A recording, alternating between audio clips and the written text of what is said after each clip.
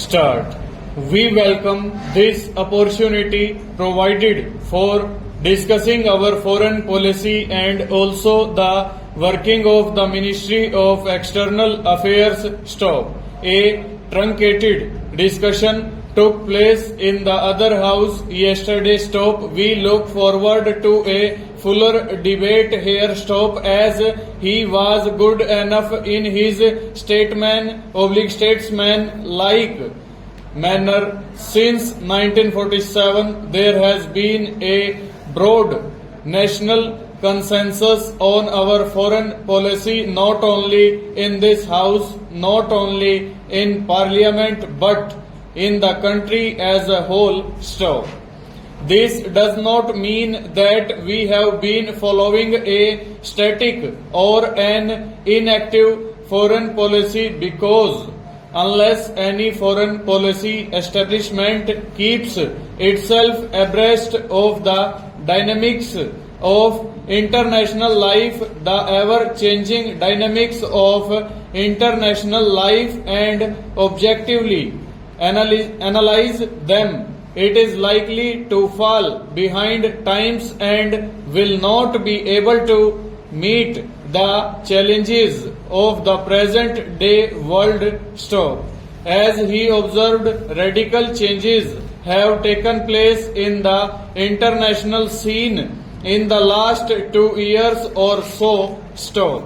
If we were to look at the world as it was in, say, 1985 or 1986, we would find that all the tensions, regional conflicts, failure of disarmament talks had become a permanent feature of international life, and certain positions adopted by the superpowers and by other countries had become almost frozen. Stop. There was a reflex response to any particular given situation. Stop. Now we find that in the last 2.5 years there has been unrecognizable, almost inconceivable change in the international scene. Stop. How has this come about, and what role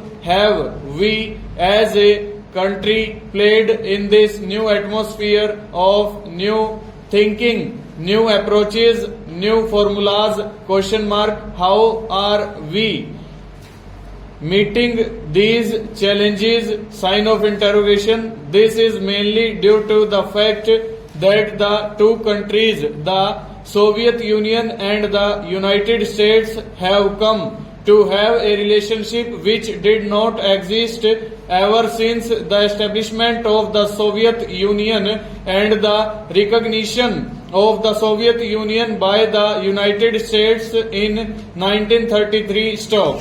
In the last 2.5 years, before Mr. Reagan handed over to Mr. Bush, he and Mr. Gorbachev have met 5 times. Stop. This was unprecedented because certain initiatives were undertaken by the Soviet Union and they were responded to by the United States. It was possible to diffuse tensions. Stop. The INF Treaty was signed over.